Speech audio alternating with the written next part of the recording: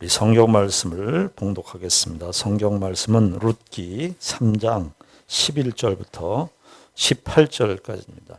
그리고 이제 내 딸아 두려워하지 말라. 내가 네 말대로 네게 다 행하리라. 네가 현숙한 여자인 줄을 나의 성읍 백성이 다 아느니라. 참으로 나는 기업을 물을 자이나 기업 물을 자로서 나보다 더 가까운 사람이 있으니 이 밤에 여기서 머무르라.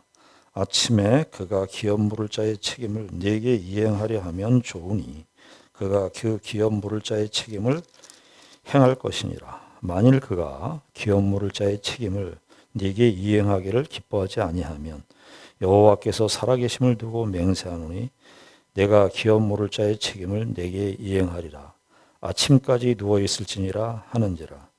룻이 새벽까지 그의 발치에 누웠다가 사람이 서로 알아보기 어려울 때에 일어났으니 보아스가 말하기를 여인이 타작마당에 들어온 것을 사람이 알지 못하여야 할 것이라 하였습니다. 보아스가 이르되 네 겉옷을 가져다가 그것을 펴서 잡으라 하매 그것을 펴서 잡으니 보리를 6번 되어 룻에게 지어주고 성읍으로 들어가니라.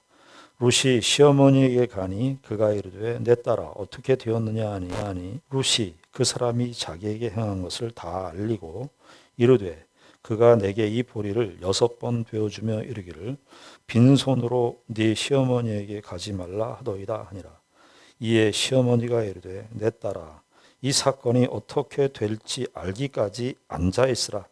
그 사람이 오늘 이 일을 성취하기 전에는 쉬지 아니하리라 하니라. 아멘.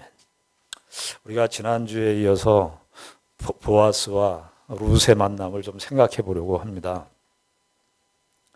타작마당에서 이루어진 보아스와 룻의 대화 얼마나 참 드라마틱합니까? 그런데 지난주에도 제가 말씀드렸죠. 이것은 아슬아슬한 이야기라고 말씀드렸어요. 일생일대의 결단과 각오를 하는 그런 말씀이었습니다. 사실은 나오미는 제안을 한 것이고 룻이 거부를 해도 돼요. 내가 어떻게 이 타작마당에 거기에 들어가서 남자의 이불 속에 내가 몸을 드러놓을 수 있는가? 이 참 요즘 시대에도 상상할 수 없는 이야기예요. 근데 룻은 나오미와 공유를 한 것입니다. 어떤 공유? 우리가 이 텅 빈 나오미와 룻의 삶에 있어서 기업을 우리가 물려받아야 하는데 이 기업을 유일하게 물려받을 조건은 기업을 이어받을 조건은 유력한 자에 대한 이 보아스라고 하는 사람이 그 일을 해주지 않으면 감당하기 어렵기 때문에 룻은 이 타작마당의 이 현실에 들어갑니다. 저는 이 룻기를 보면서 룻의 이 행동, 타작마당에 이 보아스의 이불 밑에 들어가는 그런 모습을 보면서 또 이 같이 클로즈업 되는 또 성경이 있어요. 그것도 룻기하고 아주 비슷한데 대부분의 성경이 남자를 주인공으로 삼잖아요. 근데 룻기는 여성이 주인공이에요. 어떤 면에서 보아스는 조연 역할을 합니다. 나오미와 룻이 주인공이죠.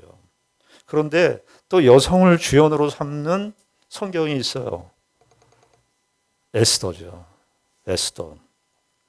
에스더서도 거기에 보면 에스더가 1장, 2장, 3장, 4장에 보면 하만이라고 하는 사람, 이스라엘의 아주 불구대천의 적이라고 할 수 있는 아말렉 족속의 이 하만이라고 하는 사람이 이스라엘 전체 종족을 말살시키려고 합니다. 페르시아 제국 이 룻기의 시대부터 한 400년 이후의 시간인데요. 근데 그럴 때 이 모르드게의 사촌의 딸인 에스더, 이스라엘의 모든 민족이 백척간두의 위기 속에서 정말 등잔 위에 있는 촛불처럼 흔들리는 이스라엘 전체 족속이 완전히 멸절될 수 있는 그 위기의 상황 속에서 모르드게가 이렇게 도전을 하죠. 내가 왕후의 자리를 지금 얻은 것이, 이 자리를 얻은 것이 이때를 위함이 아닌지 누가 알겠느냐 그 말을 하죠. 모르드게가 자꾸 에스더가 피하니까.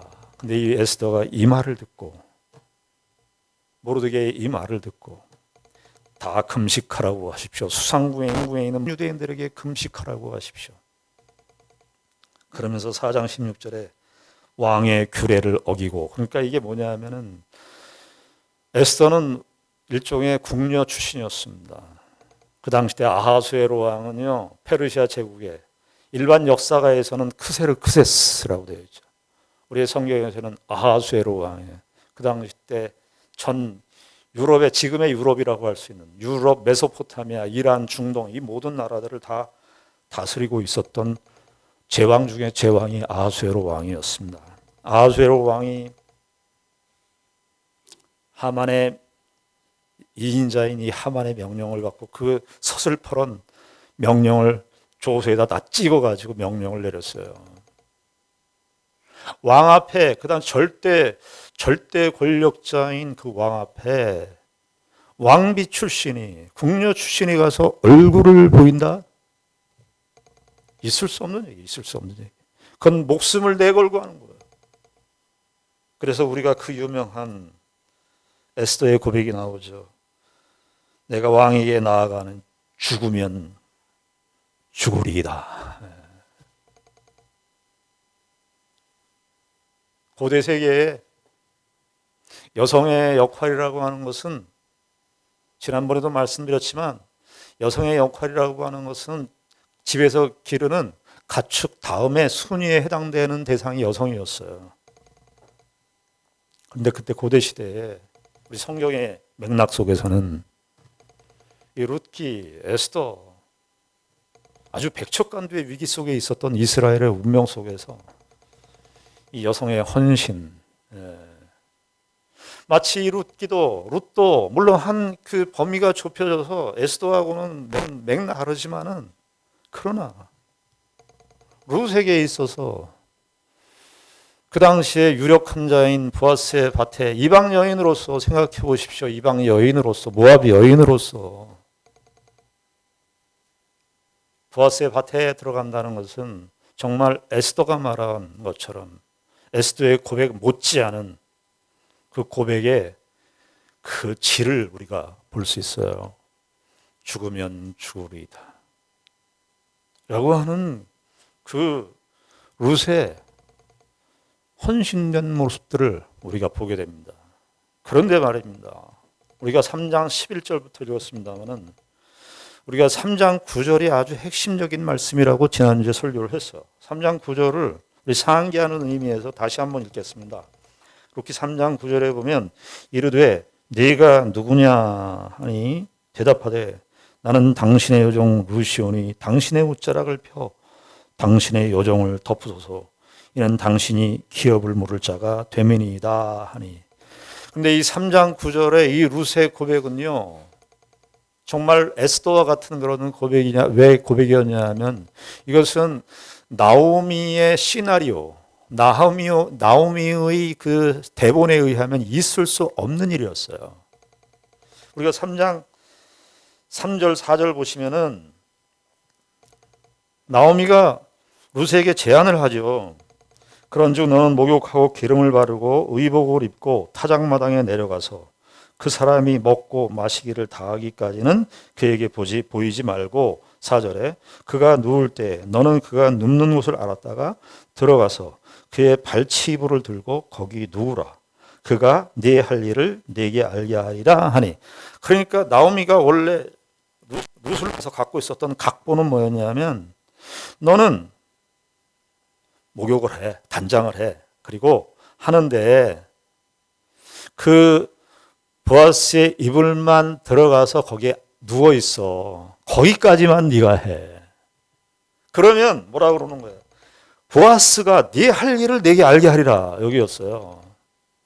그래서 성경을 우리가 좀 자세히 읽어야 됩니다. 이런 내용들은. 이건 정말 룻기는요, 대화가 이 핵심인데 대화의 그 맥락, 대화에 갖고 있는 그 흐름들을 예의주시하면서 사실은 읽어야 되는 거예요. 나오미의 원래 각본 시나리오에는 룻에게 룻에게 말은 하지 말라 그런 거예요. 넌 처분을 기다려라. 보아스가 어떻게 말할지를 기다려라.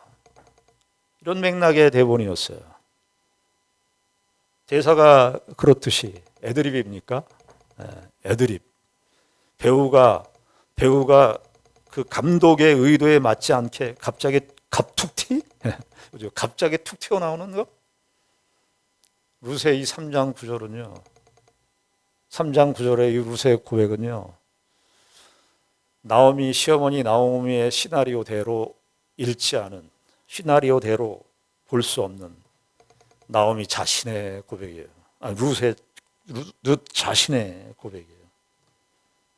나는 당신의 여종 룻이오니. 제가 이거 지난주에 설명을 드렸어요. 원래 히브리어 성경은 히브리어 표현을 해서 죄송합니다만은 나라고 하는 말을 쓸 때는 동사에 나라고 하는 인칭 주어가 들어가요. 그러나 강조를 할 때는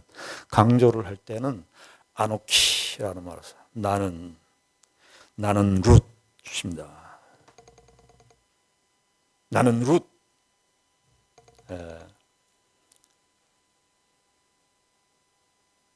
그러니까 말입니다. 그 당시 때 고대 세계, 아까도 말씀드렸지만 여성이라고 하는 위치나 역할은 참 기구한 위치에 있었던 그 시대에 룻이 어떤 면에서 나오미의 대본을 치워버리고, 나오미의 각본을 치워버리고, 자기가 나는 룻입니다.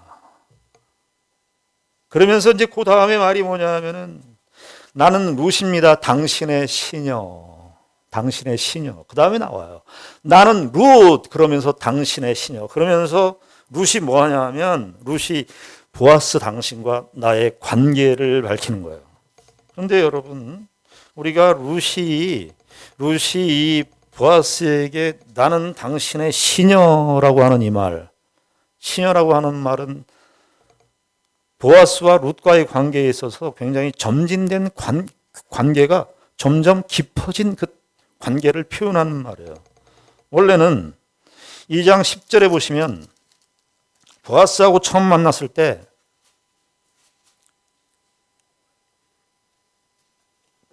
룻이 보아스 앞에서 자기를 어떻게 인식하고 있는지, 자기의 정체성이 보아스 앞에서 처음 만났을 때 어떻게 인식하고 있었는지를 표현하는 말이 나오는데 2장 10절에 보면 보아스를 처음 만났어요. 룻이 엎드려 얼굴을 땅에 대고 절하며 그에게 이르되 나는 뭐라 그러죠? 나는 이방 여인. 모압 여인이라는 거예요. 이스라엘 공동체에 들어올 수 없는 이방 여인이었습니다. 처음에는 보아스와의 관계가 어떤 여인이냐면 이방 여인이었습니다. 나는. 그런데 2장 13절에 보면은 또 하나 진전이 돼요. 13절에 보면 룻이 이르되 내 주여 내가 당신께 은혜 입기를 원하나이다. 나는 당신의 하녀 중에 하나와도 같지 못하오나. 그러니까 이방 여인에서 어떻게 돼요? 하녀로 들어온 거야. 보아스의 밭에서 일하는 하녀. 그리고 오늘 3장 9절에 나는 당신의 시녀. 아주 가까이 접할 수 있는 시녀. 저는 이 룻기를 보면서 복음의 어떤 그림자가 나타나는 것 같아요. 율법이라고 하는 선, 율법주의라고 하는 그 선이 사실은 깨지는 그 지점을, 깨지는 흐름을 룻기에서 보여주고 있는 겁니다. 이방 여인이었는데 하나님의 이스라엘의 공동체, 하나님의 교회 안에 들어오는 거예요. 그리고 아주 가까운, 보아스와 아주 가까운 관계. 나중에는 결론으로는 어떻게 되죠? 룻이 어떻게 되죠? 보아스의 아내가 되는 겁니다. 아내가. 예전에 그 스캇 솔즈라고 하는 목사님이 계시는데 미국에, 그분이 그런 책을 쓰셨어요. 선에 갇힌 인간, 선 밖의 예수. 선에 갇힌 인간, 선 밖의 예수. 사람들은 선을 긋는다는 거예요. 선. 스카솔즈 목사님이 미국 사회에서 목회를 하시며 티모시 켈러 작년인가 돌아가신 그 목사님하고 친한 관계에 있는 분인데, 그분이 미국 사회를 바라보면서 복음이 과연 무엇이냐, 그리스도를 믿음이 무엇이냐, 이런 정체성, 신자의 신앙, 이 신앙이 나타나는 그 모습들이 어떠해야 될 것이냐를 봤는데, 미국 사회도 역시 선을 긋더라고요. 선. 인간들이 선 안에 있다는 거예요. 선 안에 인간. 만약에 선 안에 인간으로 따진다면 무슨요?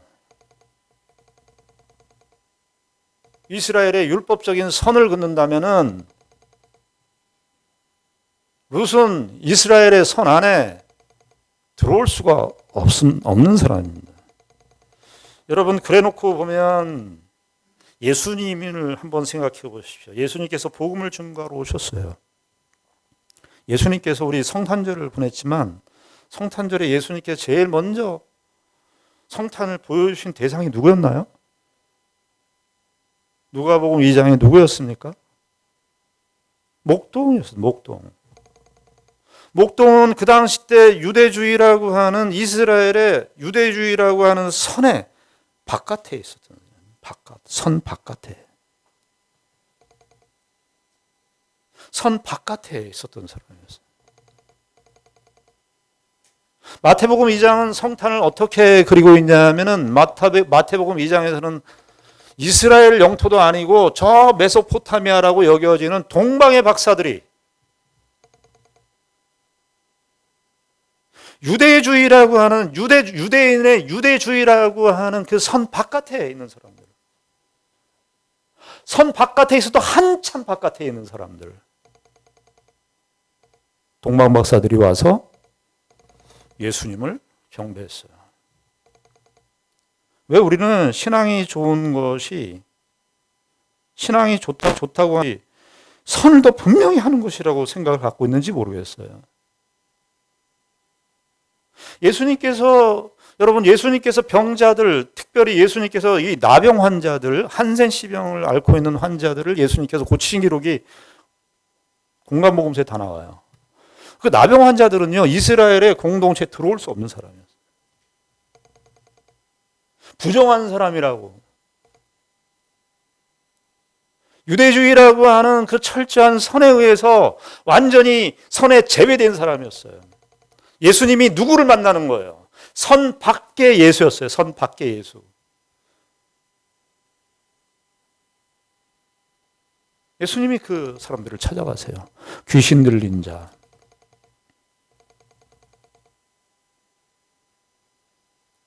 38년 동안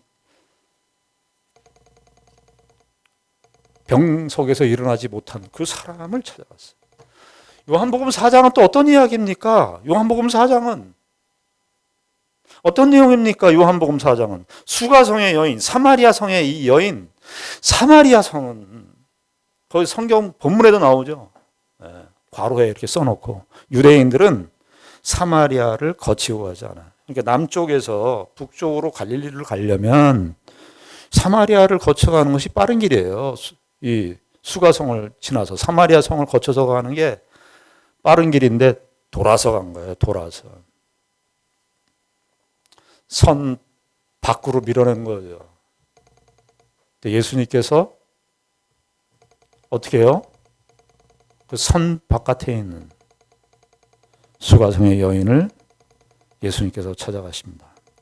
제가 여기서 이 수가성의 여인 얘기할 때 제가 설교를 고쳐야 되는 대목이 있어요. 그게 뭐냐면 예전에 요한복음 설교할 때 수가성 여인을 가리켜서 부도덕한 여인이라고 그랬어요. 잘못된 거예요. 제가 이게 수정합니다. 설교를 수정해야 돼요. 부도덕한 여인이 아니에요. 왜냐하면 그 당시 때는 남성 중심이에요. 남성 우월주의예요. 우리나라 유교에서도 남존여비가 있는데 그때는 더 심했습니다. 여성은 수에 들어오지 않았어요. 그러면 그 여성은 부도덕한 여인이 아니고 여인이 자기의 입장에서 내가 뭐 마음에 드는 남자 5남자를 사귀었다. 그래서 부도덕한 여인이라고 우리가 다 그 여자의 그 그림을 그렸는데, 묘사를 했는데 반대예요. 신학자들이 얘기를 하는 거예요. 이거 고쳐야 된다고. 그 여자는 그 당시 때 남자가 중심인 사회인데 남자에게 사실은 5번 버림을 당한 여자였어요. 기구한 운명의 여자였어요. 예수님께서 그 여인을 찾아가신 거예요. 예수님은 어떻게 죽었냐 하면은 누구 때문에 죽었냐 하면 누구에 의해서 죽임을 당했냐 하면 선 안에 있는 사람들 때문에 예수님께서는 죽음을 당하셨어요.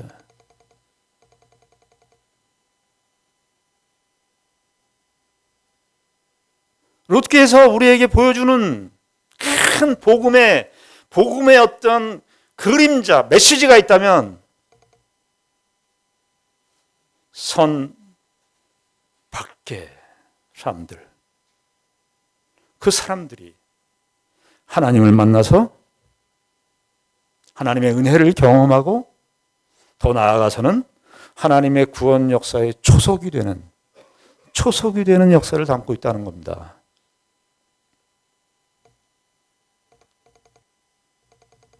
룻이 3장 9절에서 하는 이 고백은 정말 여성으로서 본인 자신이 독립적으로 나는 룻입니다.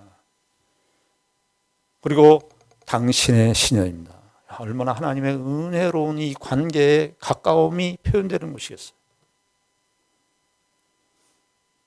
여러분, 인생을 사시면서 우리가 또 살면서 올 한 해도 이렇게 지나왔지만 여러분들과 저와 여러분들이 이렇게 살아가는 삶의 관계성 속에서 시간이 지나고 사람들하고의 관계가 깊어지면 우린 볼 걸 못 볼 걸 다 봅니다.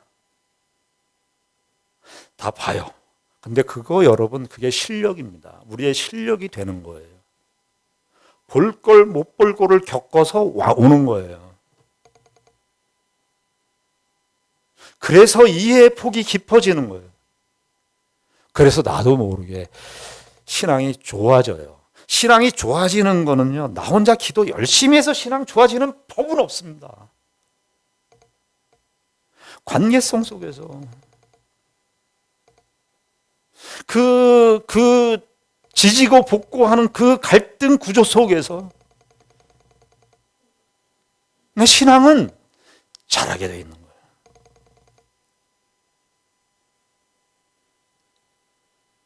자, 이렇게 사실은 나오미의 이 각본대로 되지 않았어요. 룻이 쫙 이렇게 말하니까 너무나 중요한 말.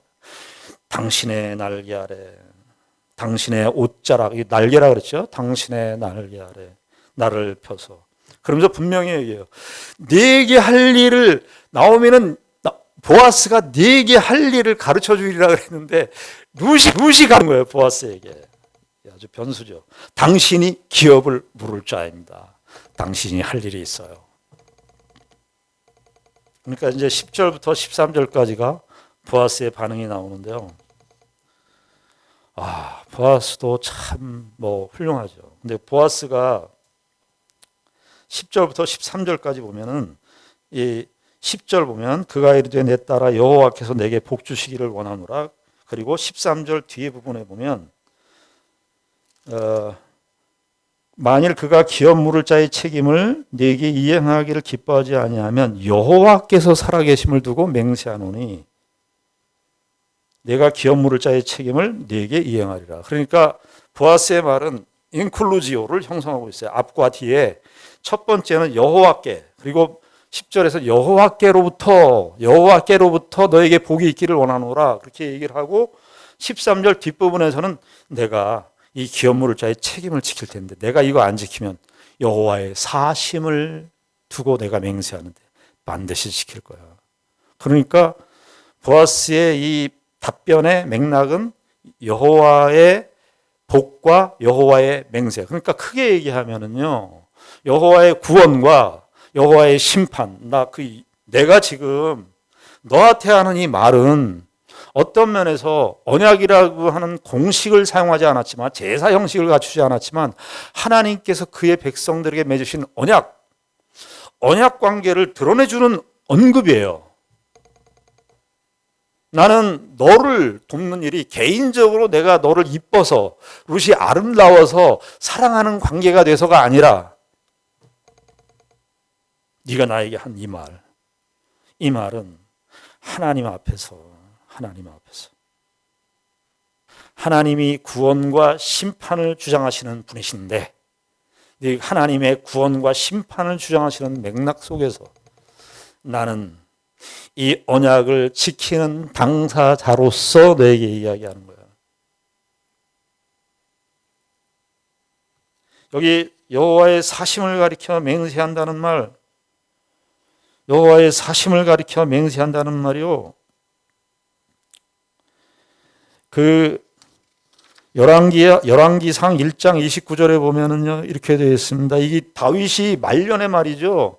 다윗이 말년에 그 아도니아라고 하는 그 다윗의 아들들이 암논도 죽고 그 압살롬도 죽고 하지 않습니까? 그래서 아도니아가 자기가 왕이 되려고 그래요. 그 열왕기상 1장에 보면 그 일반 세상 나라의 권력의 암투를 보여주는 것 같은 장면들이 연출되는데 그 아도니아가 이제 당연히 자기가 왕위를 이을 것이라고 생각하는 거예요. 그런데 하나님의 뜻은 어디에 있었냐면 솔로몬에게 왕위가 가야 된다고 하는 것이 하나님의 뜻이었어요. 그런데 이 아도니아가 막 등장하고 그러니까 밧세바가 찾아가서 누워있는 완전히 그냥 생명이 거의 불꽃처럼 사라지는 다윗에게 가서 확약을 받는 그런 내용이 나와요. 그런데 그 다윗이 결정적인 말을 하죠. 이것 때문에 이제 분위기가 다 바뀌는데 솔로몬에게 왕위로 이제 가게 되는데 다윗이 늙었지만 다윗이 가진 그 권위, 명령 이런 것들이 있기 때문에 다윗이 그 밧세바가 찾아왔을 때 하는 말이 이거였어요. 열왕기상 1장 29절에 보면 왕이 이르되 내 생명을 모든 환난에서 구하신 여호와께서 살아계심을 두고 맹세하노니 이게 같은 표현이에요. 보아스가 썼던 살아계심을 두고 맹세하노니 30절 내가 이전에 이스라엘의 하나님 여호와를 가리켜 내게 맹세하여 이르기를 네 아들 솔로몬이 반드시 나를 이어 왕이 되고 나를 대신하여 내 왕위에 앉으리라. 이건 무슨 말이죠? 맹세한다는 말은 다시 얘기하면은 이건 하나님께서 하신 일이야. 보아스가 다윗이 그 이후에 했던 그 고백과 같은 그런 마음으로 나는 룻을 지킬 거야. 그런데 여기 3장 11절에 보면 이렇게 돼 있죠. 룻을 평가하는 말이 나와요. 그리고 이제 내 딸아 두려워하지 말라. 내가 네 말대로 내게 다 행하리라. 내가 현숙한 여자인 줄을 나의 성읍 백성이 다 아느니라. 자, 룻의 관점에서 자기가 처음에는 이방 여인이었다가 하녀였다가 시녀로 가는 이런 관계의 발전이 있었는가 하면 보아스도 룻을 바라보면서 관점의 변화가 있어요. 보아스가 룻을 처음 볼 때 이 소녀는 누구냐 그랬거든요. 이 소녀는 누구냐. 하녀라고 그랬고. 그 다음에 지금 이 시점에 와서는 보아스는 어떻게 해요? 룻을 어떻게 얘기해요? 현숙한 여인. 저희 현숙한 여인 가지고 제가 고민을 많이 했어요. 단어의 의미가 무엇일까? 왜냐하면 2장 1절에 보면 보아스를 얘기할 때 이렇게 되어 있죠. 나오미의 남편 엘리멜렉의 친족으로 유력한 자가 있다. 이렇게 되어 있죠.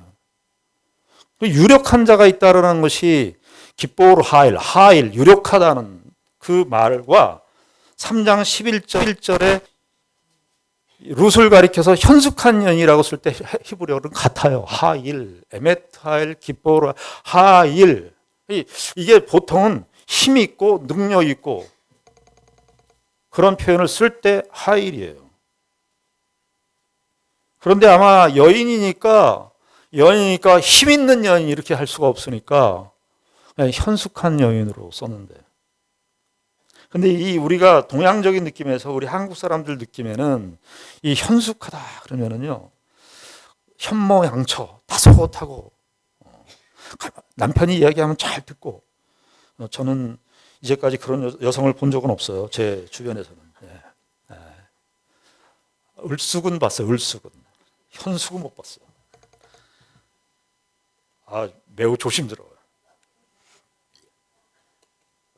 근데 이 영어 성경을 찾아보니까 뭐 덕스러운 여인 이렇게도 번역이 되고요. 그 다음에 고매한 품성의 여인 뭐 이렇게 얘기도 하는데, 한글 성경 중에 천주교에서 번역한 성경인데 공동 번역이라고 하는 것이 있어요. 공동 번역이 제일 마음에 들어요. 여러분들은 이런 번역은 여러분들이 각 개인이 취사 선택할 수 있어요. 이건 절대 진리는 아니에요. 근데 공동 번역에서 이 현숙한 여인을 어떻게 번역했냐면 굳센 여인이라. 굳센 여인이다. 그렇죠. 저는 이 문맥에 의해서 지금 룻이 모압 땅에서 이 이스라엘 베들레헴 땅으로 오는 거 아닙니까? 그래서 마치 룻은요 아브라함을 연상하게 만들어요. 아브라함이 본토 친척 아비집을 떠나서 하나님이 지시하시는 땅으로의 움직임으로의 여정을 시작했잖아요. 룻도 본토 친척 아비집 신을 다 떠나 모압 신들을 다 떠나서 이쪽에 온 거 아니에요. 어머니의 하나님이 나의 하나님이 되고 어머니의 백성이 나의 백성이 되고 어머니가 머무시는 곳에 내가 머물고, 어머니의 하나님이 나의 하나님이 되고 어머니의 백성이 나의 백성이 되고, 그 정도 차원이 아니라 어머니께서 가시는 곳에 나도 가겠고. 그러니까 전체의 맥락, 그리고 지금 보아스의 밭에까지 들어오는 이 사실들을 감안해 볼 때에 어떤 캐릭터를 설명한다. 그럴 때 저는 룻은 굳센 여인, 그리고 하나님을 사랑하고 하나님에 대한 사랑을 고백할 뿐만 아니라, 우리가 1장 16절 17절에서 보았지요. 룻이 어떻게 해요? 그 하나님에 대한 사랑을 누구한테 드러낸다는 거예요? 자기 어머니에게, 홀로 된 시어머니에게 사랑을 표현한 거예요. 조금 우리가 폭을 넓혀서 얘기하자면 룻은 하나님을 사랑하는 것과 이웃을 사랑하는, 하나님 사랑과 이웃 사랑, 예수님께서 율법과 선지자의 총강령을 얘기했잖아요. 율법의 총강령은 하나님을 사랑하고 이웃을 사랑하는 것이라고.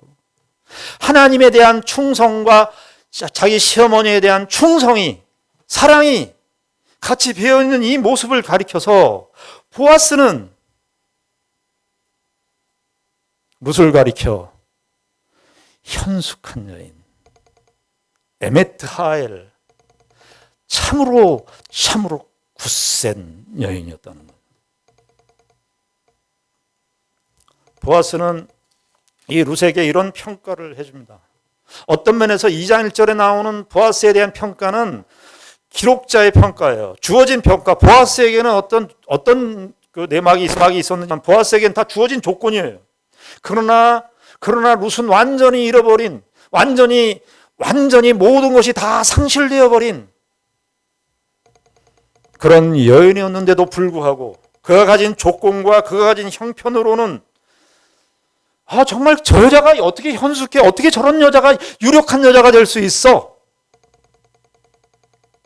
그런 인간적인 관점이나 세상적인 시야에서 보면 아무런 조건을 가질 수 없는 그런 여인이었으나, 그가 가진 태도, 그가 가진 정신, 그가 자기의 현실과 운명 앞에서 대하는 자세, 거기에서 그의 현숙함이, 그의 굳셈이 드러나는 것이죠. 저는 룻기와 보아스, 이 타작마당에서 일어나는 이 사건을 보면서요, 저는 그렇게 생각을 합니다. 여러분들 인생에 어려운 일과 힘든 일이 있을 때 도피하지 마십시오. 직면하십시오. 직면. 타작마당에 어떻게 하지? 우리는 그런 마음이 있을 수 있어요. 우리의 타작마당은 어떤 타작마당입니까? 우린 피하고 싶고, 저 사람하고 난 피하고 싶어. 난 내가 앞으로 해야 될 일들이 있는데 그런 일들에 대해서 너무 우리는 하기 전에 너무 공포를 가져. 그 공포가 내 발목을 잡죠. 사람들의 모든 이야기들이 다 발목을 잡아요. 저는 신앙 경험상 다는 아니지만 딱면 하는 것이 제일 나아요. 부딪히는 것이 제일 나아요. 뭐가 될 거 아니에요, 그때. 피해서는 답이 안 나와요. 내년에 2020년도가 오시면 저와 여러분들의 타작마당에 참여하시기를 바랍니다. 타작마당이 아주 살벌한 곳입니다. 그때 사사기 시대의 타작마당은요, 사사기 시대의 그 온갖 음란과 음행이 저질러지는 곳이었어요. 그 추수하는 그럴 때가 되면 정말 아주 거침없는 타작마당이었어요. 우리가 보아스의 밭에서 그 맥락 속에서만 보니까 이 타작마당의 주변의 상황이 굉장히 낭만적이고 전원적이고 그렇게 보일 수 있으나, 그러나 타작마당은 그런 타작마당이 아니에요. 그곳에 루식하는 것입니다. 저와 여러분들의 각 개인의 타작마당은 다 다를지 모르지만 피하는 것은 답이 아닙니다. 하나님께서 저와 여러분들의 인생을 인도하실 것입니다. 여러분, 이 생각을 가지십시오. 죽기밖에 더 하겠냐? 죽기밖에 더 하겠냐? 우린 죽으면 부활인데 그 인생에 거기에 붙잡혀서 내가 정작 할 일을 하질 못하는 거예요. 직면을 하질 못하는 거예요. 직면하시는. 그리고 하나님의 역사가 우리의 인생 속에서 그 현실 속, 그 타작마당의 현실 속에서 하나님께서 어떤 결과, 어떤 열매를 준비하셨는지를 우리의 삶 속에서 확인하시는 귀한 은혜가 있기를 바랍니다. 기도하겠습니다. 하나님 은혜를 감사합니다. 롯과 보아스의 만남 속에서 하나님께서 우리를 향하신 뜻을 발견하게 됩니다. 아버지 하나님, 우리가 자꾸 기준을 세웁니다. 규칙을 세우고 원칙대로 하자 그러고 법대로 하자 그럽니다. 아버지 하나님, 그리스도인들은 그렇게 사는 사람들이 아닙니다. 우리가 어떻게 살아야 되는지, 그리스도 안에서 우리의 이웃과 우리의 현실을 어떻게 바라봐야 되는지, 그리고 우리가 당면한 현실들에 대해서, 문제들에 대해서 도피하고 피하는 것이 아니라 그 속에서 우리의 타작마당이라고 하는 각자의 현실 속에서, 그 현실 속에서 견뎌내고 참아내고, 그래서 하나님의 뜻을 이루어가는 우리의 삶이 될 수 있도록 인도하여 주시옵소서. 예수님 이름으로 기도드리옵나이다. 아멘.